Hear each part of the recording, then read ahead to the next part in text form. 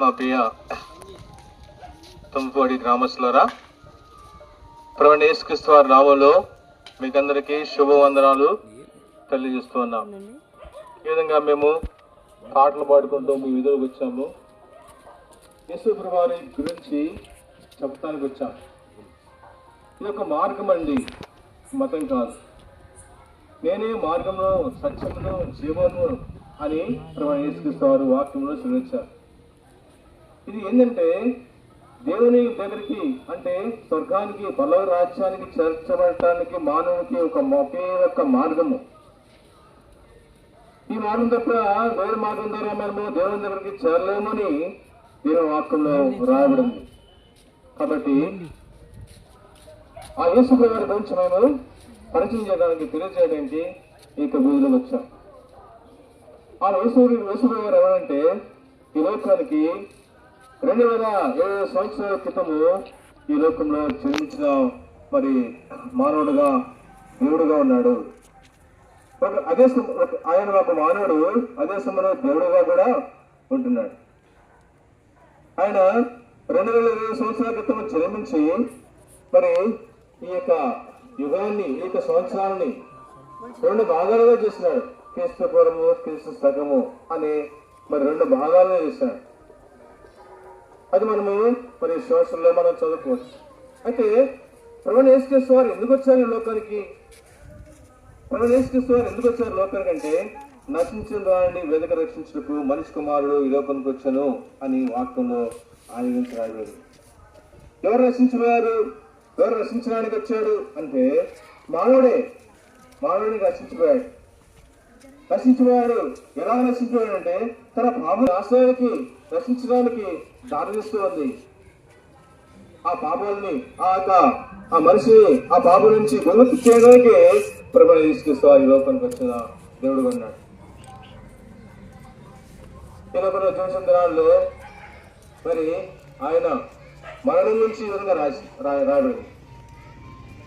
మరణం చూడక బతుకు నరుడేవాడు పాతాళం లక్ష్యం కాకుండా తను తప్పించుకునే వాడు గలవాడు ఎవడు అని దీని వాక్యంలో రాయబడింది. అవును, నిజమే. ప్రతి మనిషి మీద మరణం ఉంది. మరణానికి మర్యాద లేదు.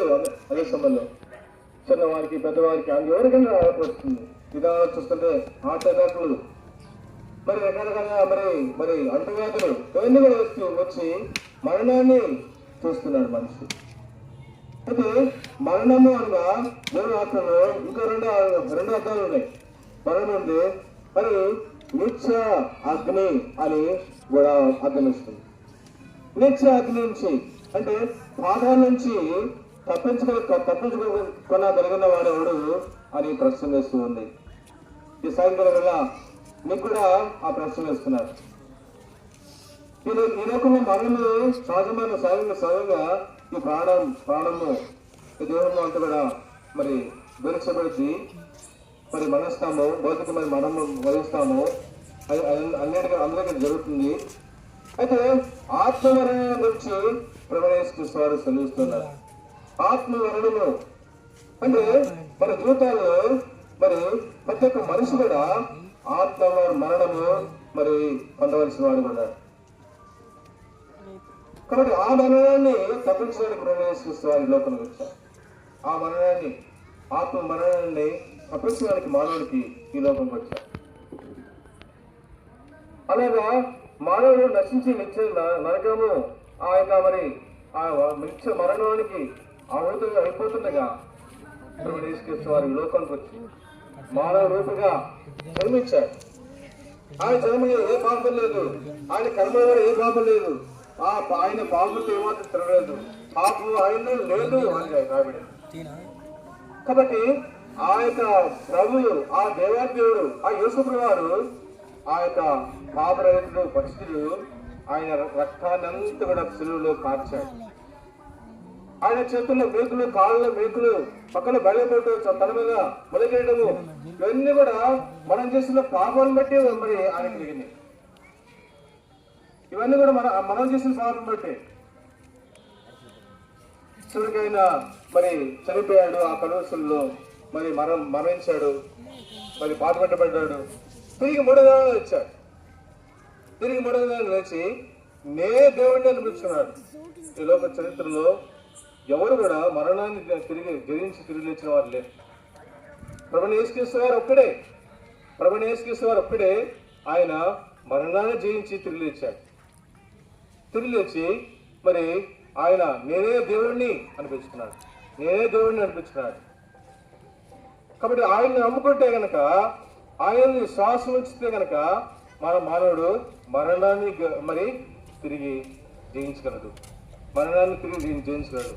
మీరు మాత్రం రాబడిన మాట సోదరి గమనించండి. ఆయన మరణాన్ని నిరర్ధకం చేశాడంట. జీవమును అక్షతను స్వార్థ ద్వారా వెలుగులోకి తీసుకొచ్చిన దేవుడు అన్నాడు అని చెప్పి రాయబడింది. అవును, మరణానికి అర్థంలాగా చేశాడు, మరణాన్ని జయించాడు, తిరిగి లేచాడు. ఓ మరణమా నీ మూలెక్కడ, ఓ సమాధిని విజయం ఎక్కడ అని మరి లోకానికి మరణం మీద చేయము ఆయన ద్వారా కలిగింది. పాతాళలోకము తాళచములు ఆనుసోదలు ఉన్నాయి. ఇదిగో మరణించాను కానీ యుగాలు సజీవంగా ఉన్నాడు. మరణ యొక్క పాతాళలోకము తాళచములు నా స్వాధీనంలో ఉన్నాయి అని చెప్పాడు. కాబట్టి ప్రతి ఒక్కరు కూడా మరణమే ఉంది. ఉదాహరణ మనము చనిపోతామని ఇప్పుడే మరి టాబ్లెట్స్ వాడుకుంటాం. ఏదైనా జబ్బు చేస్తే మరణిస్తామో అని హాస్పిటల్కి వెళ్తాం. మంచిదే, మన ఆరోగ్యాన్ని కాపాడుకోవడం మంచిదే. అయితే మరణిస్తే ఎక్కడికి వెళ్తాం? ఏ తొక్కడో కాదండి, ఎక్కడ పడేసుకుంటాడో అనే మాటలు కాదండి. ప్రవేశిస్తేనే ఆయన అనుగ్రహించిన రక్షణ భాగ్యం పొందితేనే మనము సదాకాలము స్వర్గము ఆ పరమ రాజ్యంలో ఉంటాం. ఒకవేళ ఆయన ఎరగకుండా నమ్ముకోకుండా మనం ఈ లోకాన్ని విడిస్తే కనుక, చనిపోతే కనుక నిత్య నరకము మన కోసమే వేచి ఉంది. నిత్య నరకము మన కోసం వేచి ఉంది. కాబట్టి అందుకోసమే ఈ యొక్క రక్షణ సువార్త వీధిలోకి వచ్చింది, నీ దగ్గరికి వచ్చింది, నేను ప్రేమించి నీ దగ్గరికి వచ్చింది. కాబట్టి ప్రభుని యేసుక్రీస్తు వారిని శ్వాసం ఉంచండి. ఓ అమ్మాయ, ఓ సోదరి, ప్రభుని యేసుక్రీస్తు వారిని శ్వాసం ఉంచండి. అప్పుడు నీవును ఇంటి వారు ఆత్మరక్షణ అంటే మరి నిత్య మరణమైనటువంటి ఆ అగ్నిగుండాన్ని తప్పించబడతావు. మరి మీ కుటుంబం అంతా కూడా రక్షణ కలిగిన కుటుంబంగా మార్చబడి దేవుళ్ళలో సంతోషము ఆనందము అనుభవిస్తావు. మీ హృదయంలో శాంతి సమాధానాలు అనుభవిస్తావు. ఒక దినాలు చనిపోతావు, నిత్య రాజ్యము ఆ ప్రభుత్వం ఉంటావు సదాకాలం. ఈ స్వార్థ మాటలు వినిపించడానికి వచ్చాం. దేవుడు ఈ మాటలను మరి మీ కొరకే దీవించడం కాదు. మా ప్రియులారా, ఇంకా ప్రభువు యేసుక్రీస్తు వారిని గురించి మీరు ఎక్కువగా తెలుసుకోవడానికి మనకు సమీపంలోనే మన తుమ్మపడి గ్రామంలోనే మెయిన్ రోడ్ దగ్గరలోని ఆర్సిఎం స్కూల్ దగ్గర బేతనియా ప్రార్థనా మందిరం ఉన్నది.